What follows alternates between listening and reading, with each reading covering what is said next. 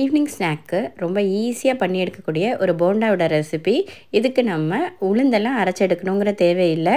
வெறும் பச்சரிசியும் அப்புறமேட்டு வேக வச்ச உருளைக்கிழங்கும் வச்சு பண்ணக்கூடிய ஒரு சூப்பரான போண்டா ரெசிபி. நல்ல டேஸ்ட்டாக இருக்கும், நல்ல முறு முறுன்னு சூப்பராக இருக்கும் சாப்பிட்றதுக்கு. ட்ரை பண்ணி பாருங்கள். இது இப்போது எப்படி பண்ணலான்னு பார்க்கலாம். இது கூட கொஞ்சம் தக்காளி சட்னியும் அப்புறம் கொஞ்சம் வெங்காயமும் வச்சு சாப்பிட்டிங்கன்னா ரொம்ப டேஸ்ட்டாக இருக்கும். வாங்க எப்படி பண்ணலான்னு பார்க்கலாம்.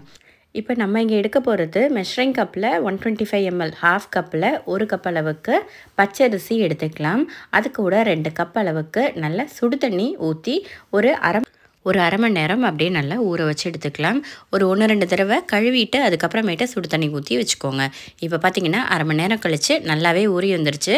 இதை நம்ம பெரிய மிக்ஸி ஜாருக்கு மாற்றிட்டு இதை நல்லா அரைச்சி எடுத்துக்கலாம். அரைக்கிறப்போ ரொம்ப கொஞ்சமாக மட்டும்தான் தண்ணி விட்டு அரைக்கணும். கொஞ்சம் தெளித்து விட்டுக்கிட்டாலும் ஒன்றும் பிரச்சனை இல்லை. இப்போ இதில் வேக வச்சுருக்கிற 2 உருளைக்கிழங்கை நம்ம சேர்த்துக்கலாம். நீங்கள் தண்ணி கொஞ்சம் கூட விட்டுட்டிங்கன்னா பேட்டர் லூஸ் ஆயிரும்.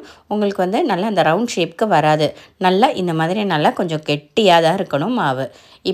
சப்போஸ் நீங்கள் அரைக்கிறப்போ உங்களுக்கு அந்த லூஸாக இருக்குன்னு தோணிச்சுன்னா அதில் ஒரு 2-3 டேபிள் ஸ்பூன் அளவுக்கு அரிசி மாவு சேர்த்துக்கோங்க. இல்லாட்டி உங்களுக்கு நம்ம பார்த்தா தெரியும்ல, வடையோட இந்த பக்குவம் இருக்குல்ல, அந்த பக்குவத்துக்கு வர்ற அளவுக்கு நீங்கள் கொஞ்சம் அரிசி மாவு தண்ணியாக இருந்துச்சுன்னா சேர்த்துக்கோங்க. இப்போ இதில் தேவையான அளவுக்கு உப்பு சேர்த்துக்கலாம். அது கூட நல்லா பொடுசாக நறுக்கி வச்சுருக்கிற ஒரு பெரிய வெங்காயத்தை சேர்த்துக்கலாம். ஒரு 10-12 கிட்ட, இல்லாட்டி நம்ம தேவைக்கேற்ப நம்ம மிளகு சேர்த்துக்கலாம். கொஞ்சமாக கருவேப்பிலை இல்லை கொத்தமல்லி தழை இருந்துச்சுன்னா அது கூட சேர்த்துக்கலாம். அதே மாதிரி இதில் கேபேஜும் சேர்த்துக்கலாம், நல்லா டேஸ்ட்டாக இருக்கும். பச்சை மிளகாவும் சேர்த்துக்கலாம், அதெல்லாம் நம்ம இஷ்டம்தான்.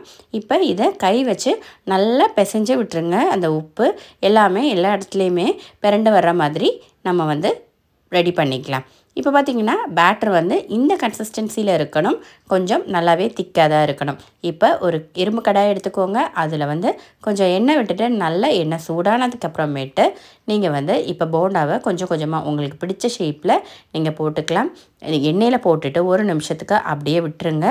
விட்டுட்டு அதுக்கப்புறமேட்டு மெதுவாக இந்த மாதிரி எல்லா சைடுமே அந்த பொரிஞ்சு வர்ற மாதிரி ஆயிலில் திருப்பி விட்டுக்கோங்க. அப்போ எல்லா சைடையுமே நல்ல கலர் ஒரே மாதிரி ஒரு லைட் ப்ரௌன் ஆற வர இந்த மாதிரி முருக வச்சு எடுத்துக்கோங்க. இப்போ அவ்வளோதான். நம்ம இதை எடுத்து ஒரு பிளேட்டுக்கு மாற்றிக்கலாம்.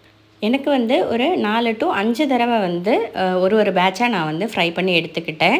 அப்போ தான் இந்த ஃபுல் மாவு முடிஞ்சிருச்சு. ஒரு 20-25 கிட்ட போண்டா எனக்கு இதில் கிடச்சிச்சு. இப்போ பார்த்திங்கன்னா நல்ல ஒரு கோல்டன் ப்ரௌன் ஆகிற வரை ஆக்கி எடுத்துக்கலாம். அவ்வளோதான், நம்மளோட போண்டா ரொம்ப சிம்பிளாக முடிஞ்சிருச்சு. நம்ம உளுந்து வச்சு பண்ணுறப்போ ரொம்ப நேரம் நம்ம வெயிட் பண்ணணும். இது ரொம்ப சீக்கிரமாக சிம்பிளாக ஈஸியாக பண்ணிடலாம். டேஸ்ட்டுமே சூப்பராக இருக்கும், நல்ல டேஸ்ட்டாக இருக்கும். அந்த உருளைக்கிழங்கோட ஃப்ளேவர் சூப்பராக இருக்கும். அதே மாதிரி நல்ல முறுமுறுப்பாகவே வரும். ஏன்னா அரிசி மாவு அதுக்கப்புறமேட்டு உருளைக்கிழங்கு இது ரெண்டுமே நம்மளுக்கு கிறிஸ்பினஸ் கொடுக்கும். அது சூப்பராக இருக்கும். அதே மாதிரி தேங்காய் சட்னி, கார சட்னி இல்லாட்டி தக்காளி சட்னி எதுனாலும் நம்ம வச்சு சாப்பிடலாம். அது கூட ஆனால் கொஞ்சம் மஸ்ட்டாக கொஞ்சமாக நம்ம இந்த மாதிரி நறுக்கின வெங்காயமும் கூட சேர்த்து சாப்பிட்டு பாருங்கள், சூப்பராக இருக்கும். இது நான் ஒரு ரேண்டமாக இன்ஸ்டாகிராமில் பார்த்த ஒரு ரெசிபி தான், என்னோடய ரெசிபி கிடையாது.